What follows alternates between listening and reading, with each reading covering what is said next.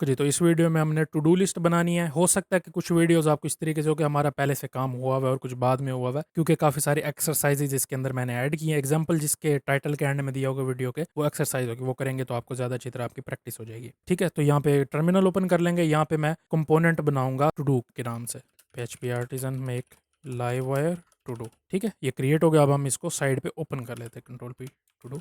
ठीक है जी, हमारे टेम्पलेट भी ओपन हो गया और इसके साथ कंट्रोलर भी उसका ओपन हो गया। मैं क्या करता हूँ कि यहाँ से इसको कॉल कर लेता हूँ फाइल के अंदर। यहाँ पे आके करेंगे टू डू।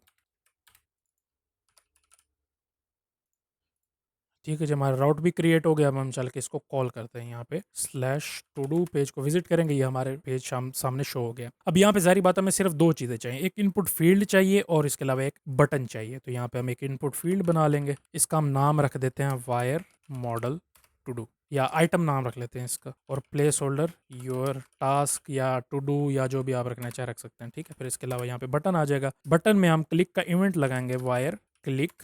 इसके अंदर हम नाम रखेंगे इसका ऐड, ताकि ये हमारा ऐड करता जाए जो भी हम इसके अंदर अरे के अंदर ऐड करेंगे। अच्छा, अब पहले तो हम यहाँ पे वेरिएबल ले लेते हैं। हमें दो चाहिए, एक टू डूज की अरे होगी एम्प्टी, दूसरे हमारे यहाँ पे ये हम बाइंड कर रहे हैं ना, तो हमारी सेट तो करनी है इसको वेरिएबल के साथ। तो यहाँ पे आप कर देंगे पब्लिक एक टू डूज और इसको एम्प्टी अरे के साथ असाइन कर देंगे, और इसके अलावा एक और दूसरा आइटम। जाहिर बात है जो हम लिखेंगे वो भी हमने रीड करना है, और इसके अंदर हम इसको पुश करेंगे। और यहाँ पे जो फाइनल बटन क्लिक होने के ऊपर इवेंट रन होगा, ऐड का इवेंट, तो इसको हम बना लेते हैं यहाँ पे पब्लिक फंक्शन ऐड। और यहाँ पे आपने क्या करना है, दिस टू डूज अरे ले लेनी है, empty is equal to this item.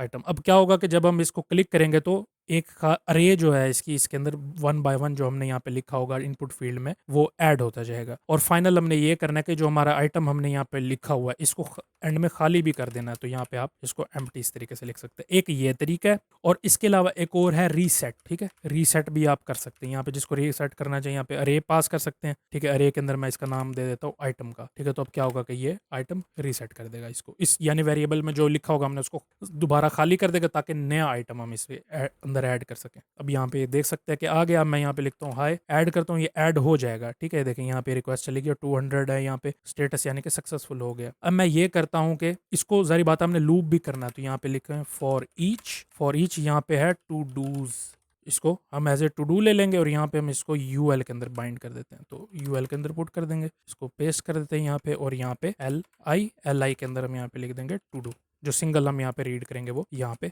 आ जाएगा हमारे साथ। अच्छा, अब इसको हम टेस्ट करते हैं। यहाँ पे जो भी मैं लिखूंगा हाय, एंटर करूंगा, ये देखें ये हाय उसके अंदर लिखा हुआ आ गया, हो हेलो।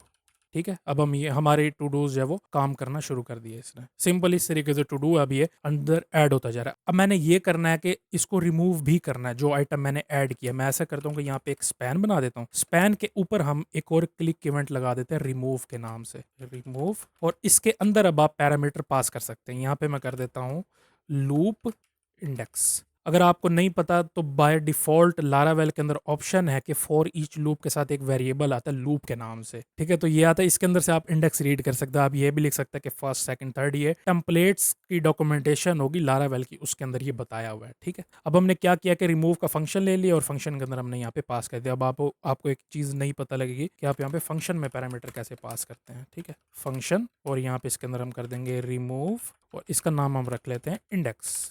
अब ये बिल्कुल सिंपल सा है। अब हमने ये करना है कि जो इंडेक्स मैच करेगा जब भी मैं इस एक्स के ऊपर, सॉरी यहाँ पे मैं लिखना भूल गया था, अब मैं इसको सेव करता हूँ। यहाँ पे आके मैं लिखता हूँ हाय, ऐड करते हैं। अभी जो एक्स आ रहा है, जब मैं एक्स पे क्लिक करूंगा तो ये देखिए फंक्शन रन हुआ है हमारा। देखिए यहाँ पे कह रहा है कि रिमूव का फंक्शन फाउंड नहीं हुआ। ठीक है? लेकिन अभी हमने फाइल सेव नहीं की, इसलिए नहीं शो हुआ। जब मैं इस एक्स के ऊपर क्लिक करूंगा तो ये खत्म हो जाएगा यहाँ से, यानी कि रिमूव हो जाना चाहिए। तो हम क्या करें कि उसका इंडेक्स के थ्रू उसको रिमूव कर देंगे। इंडेक्स हमें इंडेक्स पता है ना कौन से नंबर पे। अब ये हाय जो है ये जीरो इंडेक्स पे, इंडेक्स हमेशा जीरो से स्टार्ट होती है, 0 1 2 3, तो ये जीरो पे है, तो इसको खत्म कर देगा। फिर हमने क्या करना है कि अरे को रीबिल्ड करना है, तो वो आप करते हैं अरे अंडरस्कोर वैल्यूज के थ्रू। ठीक है? वो सिंपल कर लेते हैं हम यहाँ पे। अब आपने रिमूव करना है तो यहाँ पे कर देंगे अनसेट। अनसेट के अंदर आपने यहाँ पे पास कर देना है दिस टू डूज, जो हमारी अरे है उसके अंदर से आपने इंडेक्स के थ्रू करना है, तो इंडेक्स हमारा यहाँ पे रिमूव हो जाएगा। और जो हमारे दोबारा टू डूज है उस लिस्ट के अंदर हम क्या कर देंगे, इज इक्वल टू अरे, अरे अंडरस्कोर वैल्यूज